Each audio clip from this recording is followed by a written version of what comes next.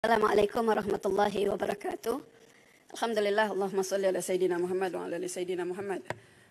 Yang berhormat Datuk Pengerusi, walaupun suruh saya jawab cepat, tapi saya perlu menjelaskan beberapa perkara terlebih dahulu sebelum pergi menjawab beberapa persoalan. Terlebih dahulu saya ingin mengambil kesempatan ini untuk mengucapkan terima kasih kepada Tuan Pengerusi dan ahli-ahli yang berhormat yang telah mengambil bahagian dalam sesi perbahasan rang undang-undang perbekalan di peringkat jawatan kuasa bagi Kementerian Pembangunan Wanita, Keluarga dan Masyarakat. Yang ada dalam catatan saya 27, tapi Datuk Pengerusi sebutkan 25. Tuan Pengerusi, izinkan saya menyebut satu persatu ahli-ahli parlimen yang telah mengambil bahagian. Yang Muhammad Bakri masih ada di sini, Rantau Panjang, Tanjung Piai, Indra Mahkota, Ampang, Tumpat, Betong, Temerloh, Tenom, Kepala Batas Ipoh Timur, Kapar, Tenggara, Pengkalan Cepa, Batu Pahat, Jerlun, Batang Lupa, Maran, Wabi Shah Alam, Kuantan, Puchong, Masjid Tanah, Kuala Pilah, Parit Bunta dan Bentong. Semua pandangan, cadangan dan teguran serta keprihatinan ahli-ahli yang berhormat, saya ingin ucapkan penghargaan dan setinggi-tinggi ucapan terima kasih kerana saya percaya tanggungjawab membangun wanita, keluarga dan masyarakat negara ini adalah tanggungjawab kita bersama-sama dan ia memerlukan tindakan the whole nation. Datuk Pengerusi, Tuan Pengerusi, bagi tahun 2023 Kementerian Pembangunan Wanita, Keluarga dan Masyarakat telah diperuntukkan sebanyak 3.4 bilion. Daripada jumlah tersebut, sebanyak 3.2 bilion adalah di bawah peruntukan mengurus B48, manakala 220 juta di bawah peruntukan pembangunan P48. Bagi pihak KPWKM, saya ingin merakamkan ucapan setinggi-tinggi penghargaan dan atas keprihatinan yang amat berhormat Datuk Seri Perdana Menteri, merangkap Menteri Kewangan yang telah meluluskan peruntukan sejumlah 3.4 bilion ini yang merupakan pertambahan sebanyak 800 juta iaitu kenaikan sebanyak 27.4%. Dan pertambahan peruntukan ini hampir keseluruhannya adalah peruntukan yang melibatkan bantuan kewangan bulanan kepada penerima bantuan. Yang ramai ahli-ahli yang berhormat menyebutkan tadi perlu dipertingkatkan, perlu dipertambahkan. Sebenarnya pertambahan bajet daripada Kementerian Pembangunan Wanita, Keluarga dan Masyarakat ini, Tuan Pengerusi, lebih 80% adalah untuk bantuan kebajikan. Dan tambahan 27.4% itu juga adalah untuk bantuan penerima kebajikan. Dan bagi belanja mengurus B48, Kementerian menerima pertambahan sebanyak sejumlah 27.53%, manakala pembangunan pertambahan sebanyak 25.52%. Peruntukan pembangunan pada kali ini adalah bagi menyambung pelaksanaan projek seperti mana membina kompleks penyayang sinar kasih di Nebong Tebal, Pulau Pinang, menaik taraf Rumah Seri Kenangan di Johor Bahru, menaik taraf Rumah Seri Kenangan di Bidong Kedah, dan menaik taraf Rumah Kanak-Kanak Taman Bakti Kepala Batas di Pulau Pinang, serta beberapa projek lain yang telah diberikan komitmen oleh pihak kementerian. Tuan Pengerusi, Datuk Pengerusi, sebelum saya menjawab persoalan yang dikemukakan oleh ahli yang berhormat, izinkan saya memberikan pencerahan secara ringkas berkaitan peruntukan yang telah diterima oleh kementerian pada tahun ini. Dari hal peruntukan bagi bantuan kebajikan, negara kita telah mengharungi kehidupan pasca COVID-19 dan situasi ini telah menyaksikan ketidaktentuan ekonomi dunia yang seterusnya membawa kepada berlakunya inflasi. Rakyat memanglah sangat terkesan dengan suasana ini. Namun begitu, selari dengan ihsan di bawah konsep Malaysia Madani, kerajaan perpaduan dengan penuh keinsafan telah melihat perkara ini dengan lebih serius. Justru kerajaan telah menyalurkan sejumlah pertambahan peruntukan yang besar demi kelangsungan hidup rakyat yang terjejas dan memerlukan bantuan seperti mana berikut. Pertama, di sudut sosioekonomi kurang upaya, telah menerima pertambahan peruntukan sebanyak 268.38 juta ataupun 33.97% berbanding pada tahun lepas. Ini menjadikan peruntukan yang diterima adalah sebanyak 1 bilion 58.529.600 ringgit dan memberi manfaat kepada sejumlah 219.038 penerima bantuan. Di sudut sosioekonomi warga emas, menerima pertambahan sejumlah 291.96 juta bersamaan 48.08%, menjadikan peruntukan keseluruhan ialah sejumlah 899 juta 160 ribu ringgit dan memberi manfaat kepada 140.325 penerima bantuan. Manakala sosioekonomi keluarga miskin disebut-sebut daripada tadi, pertambahan peruntukan sebanyak 58 juta atau 16.57% berbanding tahun lepas, menjadikan jumlah peruntukan keseluruhan adalah 408 juta dan memberi manfaat kepada 65,128 penerima bantuan. Tuan Pengerusi, Datuk Pengerusi, peruntukan bagi warga emas pula, kerajaan sentiasa meletakkan kebajikan dan kepentingan warga emas sebagai satu keutamaan. Warga emas teras masyarakat dan penuh jasanya dan setia kepada negara. Justru peruntukan pusat aktiviti warga emas Paweh juga dinaikkan sebanyak setengah juta, menjadikan jumlah keseluruhan adalah pada kadar 8.4 juta bagi tahun 2023 berbanding 7.9 juta pada tahun 2022. Peruntukan untuk program perkhidmat bantu di rumah atau HAMHAP telah dinaikkan, turut dinaikkan sebanyak 3.65 juta, iaitu bersamaan 20.51%, menjadikan jumlah keseluruhannya adalah 21.450.400 ringgit dan memberi manfaat kepada 8.900 warga emas dan OKU serta 2.225 sukarelawan yang terlibat. Datuk Pengerusi, manakala peruntukan bagi orang kurang upaya, sememangnya bajet 2023 ini juga bolehlah kita takrifkan sebagai bajet yang mesra OKU. Saya amat berbesar hati apabila kerajaan telah meluluskan sejumlah RM109 juta melibatkan pertambahan sebanyak 4.3 juta kepada OKU untuk mengikuti latihan di pemulihan dalam komuniti PDK. Peruntukan untuk taska OKU juga telah dinaikkan daripada 1.7 juta ringgit kepada RM2.7 juta dan dijangka memberi manfaat kepada sejumlah 270 orang kanak-kanak OKU. Di kesempatan ini juga saya menggesa ibu ayah yang memiliki anak-anak OKU agar tampil ke Jabatan Kebajikan Masyarakat bagi tujuan pendaftaran OKU, dan tindakan ini juga adalah bagi membolehkan kita membuat pengesanan awal dan intervensi yang bersesuaian untuk diberikan kepada kanak-kanak OKU yang terbabit.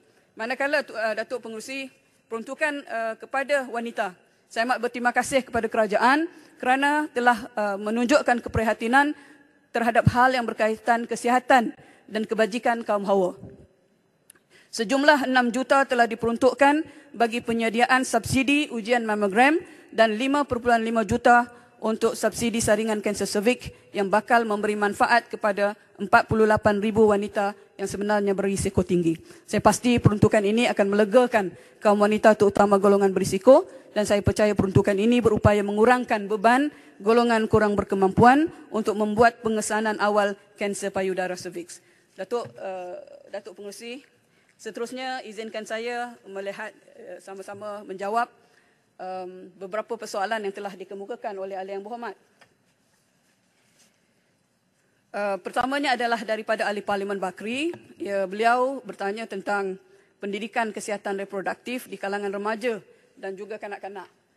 Kementerian Pembangunan Wanita, Keluarga dan Masyarakat menerusi Lembaga Penduduk dan Pembangunan Keluarga Negara telah mengemaskini dasar pendidikan kesihatan reproduktif dan sosial kebangsaan ataupun yang disebut pekerti bagi tempoh tahun 2022 hinggalah ke tahun 2025. Menerusi pendekatan konsultatif termasuklah bengkel pengemaskinian bersama pihak berkepentingan yang terdiri daripada agensi kerajaan, ahli-ahli akademik, pakar dan juga pakar-pakar dalam bidang kesihatan dan juga NGO.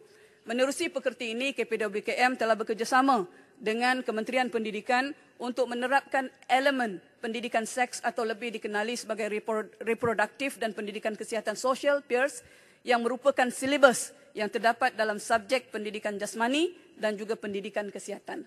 Selain daripada itu, kementerian juga akan terus mengadakan program advokasi berkaitan gangguan seksual, termasuklah beberapa sesi libat urus, bengkel, kursus, latihan serta sesi penerangan berkenaan jenis-jenis gangguan seksual dan perkara-perkara yang berkaitan supaya gangguan seksual ini tidak lagi dinormalisasikan dalam masyarakat dalam mewujudkan persekitaran yang lebih selamat untuk masyarakat.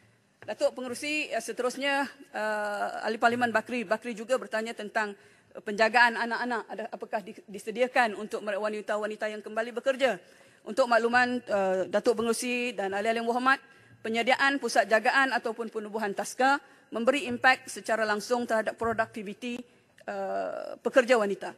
Kementerian menerusi Jabatan Kebajikan Masyarakat dan Akta Taman Asuhan Kanak-Kanak memastikan soal tadbir urus keselamatan dan tenaga juga penjaga kemahiran dan kepakaran diberikan penekanan dalam menyediakan pusat asuhan dan taska di tempat kerja, dan sehingga 6 Julai tahun 2022 data JKM menunjukkan bahawa sejumlah 3,061 taska berdaftar berada di dalam pemantauan kita.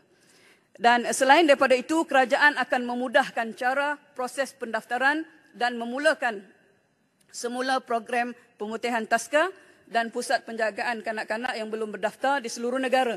Sejumlah 15 juta juga disediakan sebagai pinjaman mudah bagi membantu pengusaha-pengusaha taska dan pusat penjagaan kanak-kanak. Kerajaan turut menyediakan subsidi yuran taska sebanyak RM180 sebulan selain daripada menaikkan had kelayakan pendapatan bulanan isi rumah yang layak daripada RM5,000 kepada RM7,000 untuk penjawat awam, dan kerajaan juga akan meneruskan pembinaan kurang lebih 80,000 taska dan tabika kemas, termasuklah 13 projek baru. Tuan Syarika, Tuan Pengerusi, minta penjelasan. Saya sangat mengalu-alukan kita ada subsidi untuk pejabat awam untuk penjagaan kanak-kanak. Saya nak tahu, Pucung nak tahu sama ada kerajaan ada rancangan untuk memberi subsidi kepada mereka yang bekerja swasta, sebab ini ada sangat penting untuk memastikan bahawa lebih ramai wanita boleh bekerja. Datuk Pengerusi, saya sebenarnya ingin mengucapkan tahniah kepada Pucung kerana daripada tadi memberikan banyak pandangan-pandangan dan cadangan-cadangan yang bergenas untuk diperhatikan oleh kementerian. Dan yang tadi pun saya kira sebagai satu cadangan yang akan dipertimbangkan oleh pihak kerajaan, insyaAllah. Dan seterusnya, Datuk Pengerusi, saya ada 7 minit lagi, katanya Jumaat malam ni, kan? Dan berkaitan dengan subsidi, juga daripada Bakri, berkaitan subsidi ujian mamogram, pendidikan kesihatan dan reproduktif juga. Saya kira yang ni saya dah jawab, Datuk Pengerusi. Dan seterusnya daripada Ahli Parlimen Rantau Panjang yang menyentuh tentang urusan-urusan pembangunan kanak-kanak daripada butir 030300. Untuk makluman Dewan Yang Mulia, di bawah butiran 030300 pembangunan dan perkembangan kanak-kanak, kita tidak menerima sebarang peruntukan berkaitan dengan penubuhan Jabatan Pembangunan Kanak-Kanak. Walau bagaimanapun, Kementerian melalui Jabatan Kebajikan Masyarakat sedang melaksanakan usaha bagi membolehkan penubuhan Jabatan Pembangunan Kanak-Kanak ini dapat direalisasikan. Penubuhan JPKK ini telah diumumkan oleh Yang Amat Berhormat Datuk Seri Perdana Menteri dalam bajet yang lepas, dan susulan daripada pembentangan bajet tersebut, JKM telah mengambil inisiatif kerana dinyatakan Jabatan Pembangunan Kanak-Kanak di bawah JKM, maka JKM telah mengambil inisiatif mengadakan kerjasama rapat dengan agensi-agensi berkaitan bagi memperincikan dan memurnikan dokumen penubuhan JPKK tersebut. Selain daripada itu, JKM juga telah membuat beberapa persediaan dan dalam memperkasakan bahagian kanak-kanak di bawah JKM dengan menyediakan kerangka cadangan quick win bagi penubuhan JPKK yang melibatkan pegawai perundangan, pegawai bahagian berkaitan di KPWKM dan juga JKM serta agensi-agensi berkaitan. Antaranya dengan mengadakan bengkel penstrukturan semula bahagian kanak-kanak tahun 2023 pada 25 hingga 27 Januari yang lepas. Kedua, perbincangan pengukuhan bahagian kanak-kanak di Sabah pada 9 hingga 11 Februari yang lepas. Dan ketiga, bengkel transformasi perkhidmatan kanak-kanak Jabatan Kebajikan Masyarakat pada 25 hingga 27 Februari yang lepas. Kementerian berkeyakinan penuh. Mohon penjelasan Yang Berhormat. Terima kasih. Ya, terima kasih Yang Berhormat di atas penjelasan yang diberi, dan saya sangat terkejutlah apabila kenyataan daripada Yang Amat Berhormat Perdana Menteri untuk menubuhkan Jabatan Pembangunan Kanak-Kanak, sedangkan tidak ada satu sen bajet yang disediakan di bawah bajet 2023 ini. Jadi pada pandangan kementerian, bila jangka masa dalam keadaan tidak ada bajet, dan saya sangat memahami keterhadan staf yang kita ada di kementerian. Jadi macam mana program ini dijangka bila akan dilaksanakan? Datuk Pengerusi, terima kasih Yang Berhormat. Saya yakin dan percaya YB Rantau Panjang lebih memahami situasi yang kita hadapi, dan pada masa yang sama YB Rantau Panjang juga memahami bahawa dalam membangunkan satu jabatan pembangunan kanak-kanak itu kita perlu melalui beberapa fasa, dan kami di peringkat KPWKM mengambil kira bahawa fasa ini adalah fasa permulaan insya-Allah untuk kita menubuhkan satu jabatan pembangunan kanak-kanak yang boleh berdiri dengan sendirinya di bawah sebagai salah satu agensi penting di bawah KPWKM. Terima kasih Yang Berhormat atas keprihatinan. Seterusnya Yang Berhormat Rantau Panjang juga bertanya tentang manfaat yang diperolehi oleh beberapa lepasan daripada institusi perlindungan dan pemulihan kerajaan di bawah JKM. Kementerian Pembangunan Wanita, Keluarga dan Masyarakat ingin merakamkan jutaan terima kasih atas keprihatinan kerajaan memberikan insentif pemotongan cukai tambahan kepada majikan yang menggaji bekas penghuni institusi perlindungan dan pemulihan JKM untuk bekerja dalam ucapan belanjawan 2023 yang lepas yang disampaikan oleh Menteri Kewangan. Dan inisiatif ini akan dapat memanfaatkan lepasan institusi kanak-kanak JKM, iaitu Rumah Kanak-kanak 16 buah, Sekolah Tunas Bakti 9 buah, Asrama Akhlak 9 buah, Taman Seri Puteri 3 buah, yang keseluruhannya berjumlah 37 buah institusi. Dan institusi-institusi ini mempunyai kapasiti untuk menyantuni seramai 3,695 orang kanak-kanak.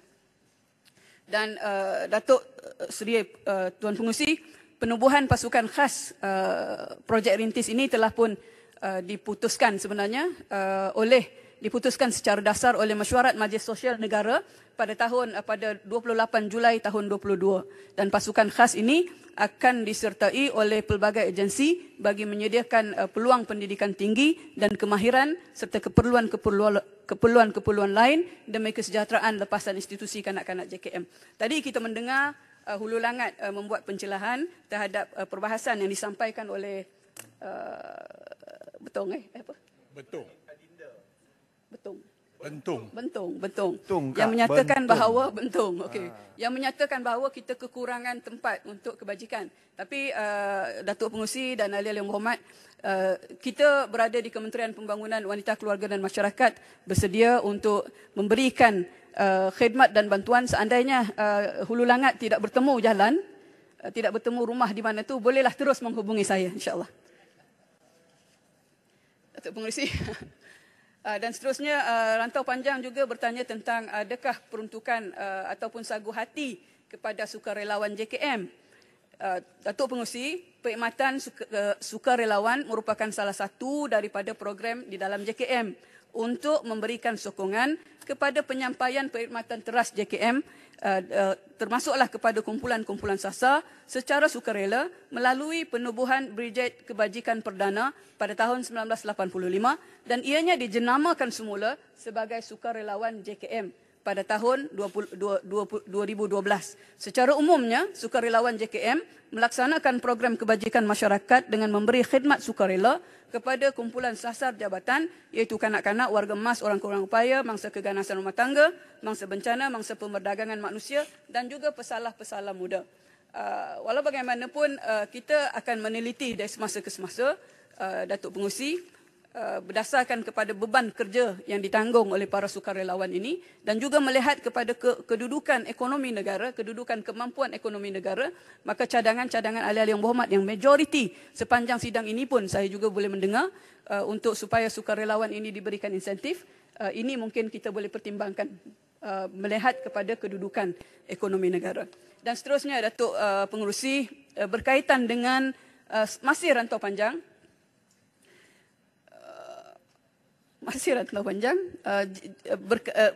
berkaitan dengan PKMD yang daif.